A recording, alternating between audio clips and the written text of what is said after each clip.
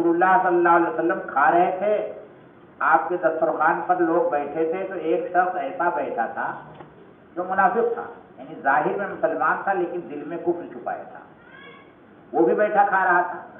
سب لوگ دائیں ہاتھ سے کھا رہے تھے، وہ بائیں ہاتھ سے کھا رہا تھا۔ اللہ کے رسول صلی اللہ علیہ وسلم نے فرمایا کل بیمینک، اپنے دہنے ہاتھ سے کھاؤ۔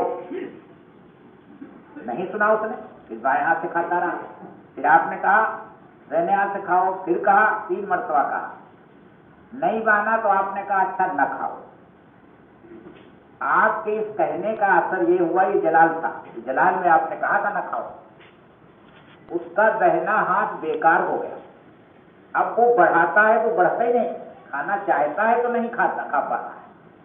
تو اللہ کے رسول صلی اللہ علیہ وسلم کی مخالفت اس نے آمنے سامنے کر دی، تو اس کو یہ سزا اس دنیا ہی میں مل گئی، ورنہ دنیا میں سزا نہیں ملتی، آخرت میں ملتی ہے سزا۔